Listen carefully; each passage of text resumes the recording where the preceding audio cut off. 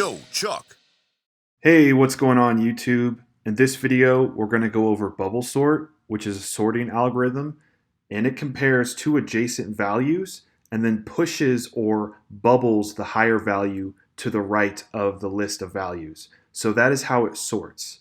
First, I'm going to explain it in more detail with some visualizations. Then we're going to code an example of bubble sort. And after I code the example, I'm going to show you some common pitfalls that people fall into. Me personally, I thought I understood bubble sort, but I was technically doing it wrong. Although I was getting the values to sort correctly, I was doing it incorrect. So I'm going to show how those pitfalls come about. And then finally, at the very end, we're going to optimize our original algorithm of bubble sort and make it as fast as possible. So this should be a pretty fun video. Let's get started. Okay, so like I mentioned before, bubble sort is a sorting algorithm that compares adjacent values. If one value is greater than the other, it pushes that value to the right-hand side or bubbles it to the end. So we've got a data set here of an array. It's 5, 1, 4, 3, 2. So let's get started and loop through the data using bubble sort to make our swaps. So the first thing we're going to do is compare 5 and 1. Is 1 greater than 5? Yes, it is. So we're going to do a swap here. Is 5 greater than 4? Yes, it is. So we'll swap again. Is 5 greater than 3? Yes, it is. So we can perform a swap. Is 5 greater than 2? Yes, it is. So you can see after our first iteration using the bubble sort algorithm, we are still unordered, but we're getting closer. 1 and 5 are in the correct position. So let's run another iteration of bubble sort. And it's worth mentioning, when I actually code this out, you'll see that we're just looping over the data with a for loop, and then we have another for loop nested inside. So for our second iteration of our loop, we're going to compare 1 and 4. 1 is less than 4, so we can just leave this as it is. Then we're going to compare 4 and 3. 4 is greater than 3, so we'll perform a swap. Is 4 greater than 2? Yes, it is, so we got to swap. And right here we have 5 and 4. Those are in the correct positions, so we're good on that end. Notice a common pitfall that people do is they might try to compare, they might start on a value and try to compare for like, is this value greater than a different value that's not just adjacent? Remember, when you're doing bubble sort, technically, you can only compare adjacent values. That means values side by side with each other. So like 3 and 2, 2 and 4, 4 and 5, those are adjacent values. You couldn't compare 1 and 5, for instance. So let's go down to our third iteration of bubble sort. Is 1 greater than 3? No. Is 3 greater than 2? Yes. Let's make a swap. And you can see here the whole array of numbers is now officially sorted. But our algorithm is still going to run. It's going to compare these two adjacent numbers. It'll see they're in the correct position. And then finally, it'll compare 4 and 5 and realize it's in the correct position. So that is how the bubble sort algorithm works conceptually. Again, the common pitfall is that people might compare numbers that are not adjacent while doing this. Always compare the adjacent numbers. Otherwise, you're not using bubble sort correctly. Okay, now let's jump over to a coding implementation of bubble sort. Okay, so for coding bubble sort, the first thing I'm going to do is make a function called bubble sort. It's going to take an array as a parameter. Let's return the array for now. Then I'm going to console.log bubble sort with the array passed in. Let's use the same data set from before. So I believe that's what it was. Let's clear my console, and then let's run that code. Okay, cool. So it's returning the array. So what is the best practice for approaching this? Well, first we need to loop through the data at least once, and then determine our swaps with another inner for loop. So let's do that now. I'll make a for loop to loop through initially once, set I equal to 0 as long as I is less than array.length. I want to increment I. So from here, we're just looping through the data one at a time, each iteration. But like I said, I need to make that inner for loop to do the check of the entire array, each iteration as many times as there are items in my array. So in this case, it would be 5 iterations. So I'll make another for loop, make a variable j, set it equal to 0. I'll say as long as j is less than array.length, j++. Okay, so here is where I need to do the adjacent comparisons, and if the item on the left is greater than the item on the right, I need to make my swap. So I need to do a check if array at j is greater than array at j+1, I need to perform a swap. So what I'm going to do is actually capture the original value of array at index j in a temp variable. I'll call this variable just temp for now. Okay? Now I'm going to perform the swap if this is indeed true, if this if condition is indeed true. I'm going to perform the swap.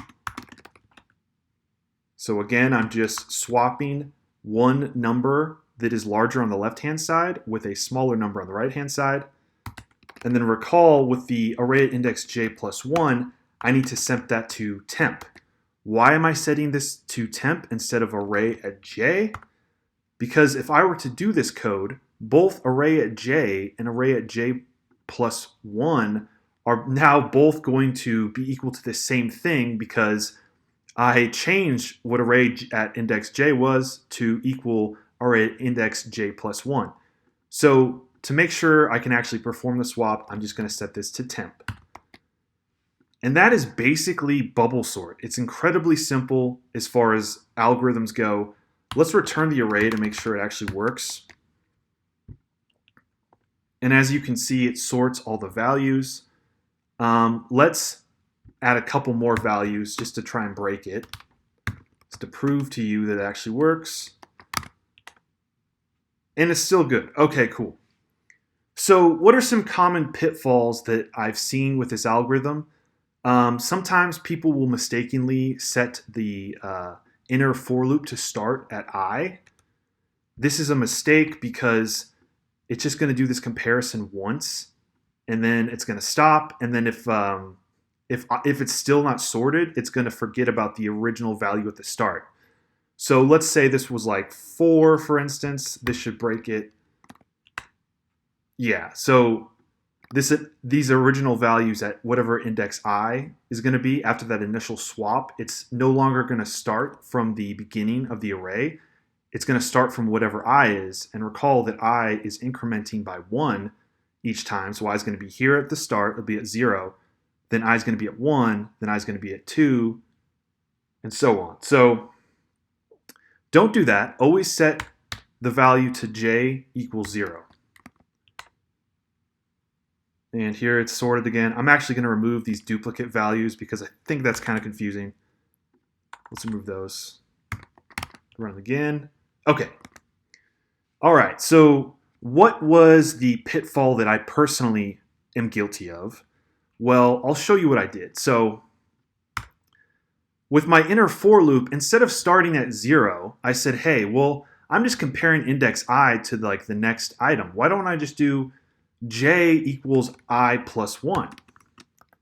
Because now I can just compare index I to index j, and if I is greater than j, I can just swap the two. So I said if array at index I is greater than array at index j, let's perform my swap. So I said let temp equal array at I, just like before. Swap the value of array at index I with array at index j, and then swap array at index j equals temp. So let's see if this works. And it still works. Wow, that's pretty crazy, right? So let's add some other bogus values to try and break it.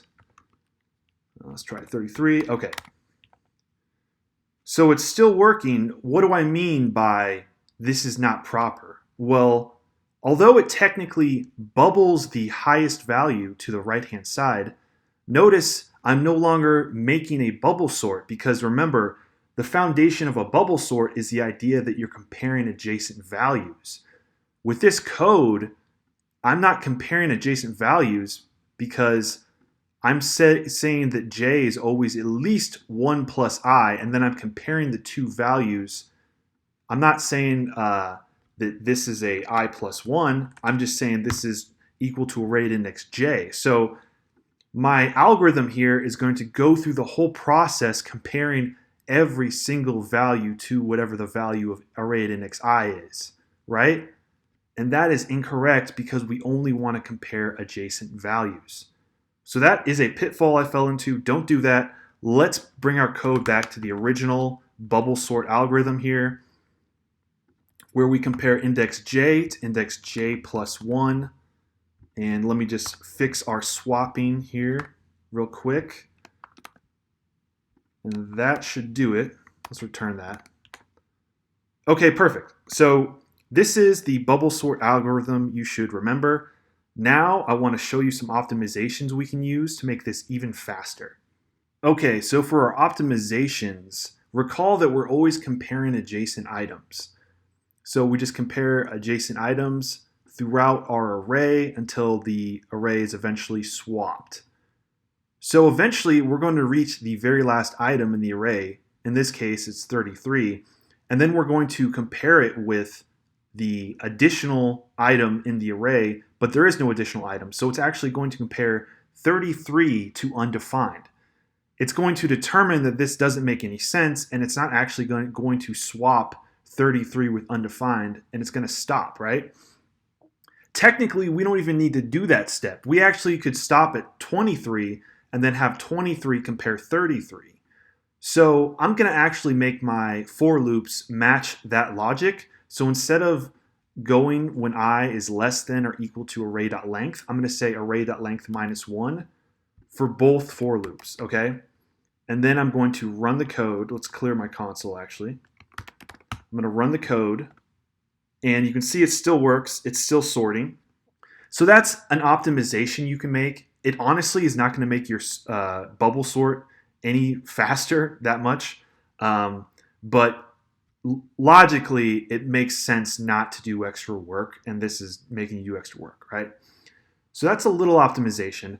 Let's go back to our original data set real quick. So I'm going to go back to 5, 1, 4, 3, 2, I believe it was. And let's make sure that's working. Okay, so if the data set is already sorted, we can actually just recognize that it is and just break out of our for loop and not perform any extra work. And this is the main optimization you'll see in bubble sorts. So I can actually make a variable called swapped. I won't give it a value for now, but swapped is going to keep track of, did we perform a swap on this iteration of the for loop? If we perform no swaps, then we know that the data is sorted. Therefore, we can stop looping through the data and doing extra work. So inside my first for loop, I'm just going to set swapped equal to false. And inside of the swap logic here, this code block, I'm going to set swapped equal to true. You can see I already did it from practicing this video a time before, but I'm setting swapped equal to true, okay? Now I'm going to exit out of this inner for loop right here. I'm not touching this, but I'm going to come down here and I'll say if swapped equals false, then what we want to do is break. Because remember, we want to stop ourselves from doing extra work. If swapped is equal to false, then we know the array is sorted. Why do extra work? And just to make it clear exactly where I'm placing these swap statements, I'm setting swap to false in the very first for loop. And then inside of the second for loop here, inside of the code block where I do my swaps, I'm setting swap to true if the swap takes place. And then back again to my initial for loop, I'm checking if swapped is true or not. If it's false, break. So you won't be able to see anything different here, because we're not checking when we are breaking. But if I was to console.log the array and then the index at where it breaks, this will be much more descriptive. So let me console out or comment out the return of the array just so you can see how this looks. Excellent. So you can see when I is equal to 3, we are completely sorted and we break. So we can play with our array values to see if we can change when the array would break. So what's the worst case scenario we could have? Well, we could have it so all the numbers are out of order and we need to change all of them. Let's see what happens when we run this code.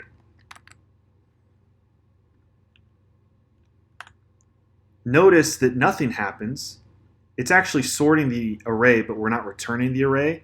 But the swapped is never even triggered because on every iteration of the original for loop, there's a swap that takes place. So therefore, we never break out of the array. Now, if I was to change these two numbers right here, like that, this should trigger the swap. Well, it's gonna know it's sorted at one iteration of this for loop, and then it's gonna break out. So let's try that. And you can see it breaks out when I is equal to 3. Let's do let's have an already sorted list. So like this. This is already sorted, so this should just break out instantly, right? And it does. Notice it breaks when I is equal to 0. So this is a powerful optimization tool to use because we're stopping ourselves from performing extra work when we don't need to. The array is already sorted. Therefore, why waste time and expensive resources performing work we don't need to perform? Okay, so I want to show the last optimization technique here. And this is pretty simple. Let me delete, or let me put back our return array and then delete this console log statement. So we're back to where we started. Okay, so often in sorting algorithms, it's kind of redundant to keep writing these swap ideas. So you can just come in and make a function and call it swap. Have it take an index 1 and then index 2 as parameters. And then basically, you're doing the same logic, right? You're going to take this same logic. Let me actually delete the swapped breakout statement because it'll be a little more confusing. It'll make more sense if we just focus on the swap function for now. So I'm going to use that same block of logic that we had, but I'm just going to put in index 1, and this would be index 2, and this would be index 1, index 2. You can get rid of the +1 actually, right? Okay, perfect. So this is just going to stop us from doing redundant work. And then instead of this statement right here, I could come in and say swap I, or j, sorry, and then j +1. And that should accomplish the same task. Let's see what happens. And yes, it works. So just a little trick you'll see a lot of sorting algorithms do. If you ever come across this logic, they're just swapping. Actually, let me double check that it actually works because this is already sorted. That could be bad. Okay. Oh, there you go. Array is not defined.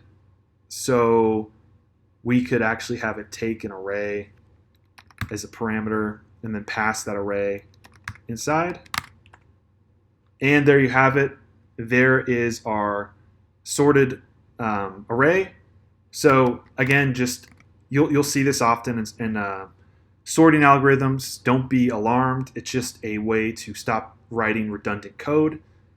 So that is the bubble sort optimizations and our video in general. I hope you enjoyed this video. It was really fun to make. Please like and subscribe, and I will see you in the next one.